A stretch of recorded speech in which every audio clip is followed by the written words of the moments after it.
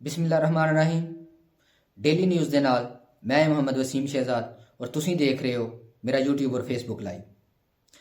ਦੋਸਤੋ, ਗਜ਼ਾ ਦੇ ਵਿੱਚ ਇਸਰਾਈਲੀ ਫੌਜ ਦੇ ਹਮਲੇ ਜਾਰੀ ਨੇ, ਜਿਹਦੇ ਵਿੱਚ ਅੱਜ 24 ਘੰਟਿਆਂ ਦੇ ਦੌਰਾਨ 180 ਖਵਾਤੀਨ और ਬੱਚੇ ਸ਼ਹੀਦ ਹੋ ਗਏ ਨੇ ਤੇ ਮੁਤਅੱਦਦ ਜ਼ਖਮੀ ਨੇ।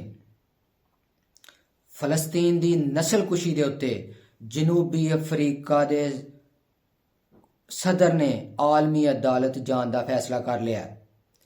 ਇਸਰਾਈਲੀ ਫੌਜ ਗਜ਼ਾ ਦੇ ਵਿੱਚੋਂ ਲੱਖਾਂ ਡਾਲਰਸ ਕੀਮਤੀ ਸਮਾਨ, ਸੋਨਾ ਵਗੈਰਾ ਚੋਰੀ ਕਰਨ ਦਾ ਇੰਕਸ਼ਾਫ ਹੋਇਆ ਹੈ। ਤਫਸੀਲ ਦੇ ਮੁਤਾਬਕ ਗਜ਼ਾ ਦੇ ਇਲਾਕੇ ਖਾਨ ਯੂਨਸ, ਰਫਾ ਦੇ ਵਿੱਚ ਬੰਬਾਰੀ, ਜਿਹਦੇ ਵਿੱਚ 96 ਖਵਾਤੀਨ और ਬੱਚੇ ਜਿਹੜੇ ਨੇ ਉਹ ਸ਼ਹੀਦ ਹੋ ਗਏ। ਇਸ ਤੋਂ ਇਲਾਵਾ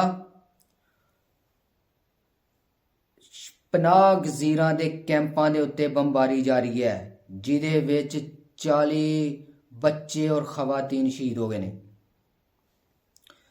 12 ਹਫ਼ਤਿਆਂ ਦੇ ਵਿੱਚ ਗਜ਼ਾ ਦੀ ਪੱਟੀ ਦੇ ਉੱਤੇ ਹਰ ਤਰਫ ਲਾਸ਼ਾਂ ਹੀ ਲਾਸ਼ਾਂ ਤੇ ਚਿੱਟੇ ਕਫਨ ਜਿਹੜੇ ਨੇ ਉਹਨਾਂ ਲੋਕਾਂ ਦੀ ਮੌਤ ਦਾ ਸਬਬ ਬਣ ਗਏ ਨੇ ਤੇ ਗਜ਼ਾ ਦੀ ਤਬਾਹ ਇਮਾਰਤਾਂ 'ਚ ਮਲਬੇ ਤਲੇ ਸੈਂਕੜੋਂ ਲੋਕ ਮੌਜੂਦ ਨੇ, ਜਿਨ੍ਹਾਂ ਨੂੰ ਕੱਢਣ ਵਾਸਤੇ ਵੀ ਉੱਥੋਂ ਮੁਸ਼ਕਲਾਂ ਦਾ ਸਾਹਮਣਾ, ਬਲਕਿ ਉਹਨਾਂ ਉੱਤੇ ਬੰਬਾਰੀ ਕੀਤੀ ਜਾਂਦੀ ਹੈ।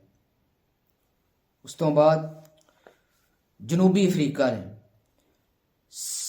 ਸਦਾਰਤੀ ਸੋਸ਼ਲ ਮੀਡੀਆ ਅਕਾਊਂਟ ਤੇ ਇੱਕ ਪੈਗਾਮ ਜਾਰੀ ਹੋਇਆ ਹੈ ਕਿ ਜਨੂਬੀ ਅਫਰੀਕਾ ਨੇ ਗਜ਼ਾ ਦੇ ਵਿੱਚ ਇਸਰਾਈਲੀ ਮਜ਼ਾਲਮ ਦੇ ਖਿਲਾਫ ਆਲਮੀ ਅਦਾਲਤ ਕੋਲੋਂ इंसाफ लैन वास्ते दरखास्त दे दी है।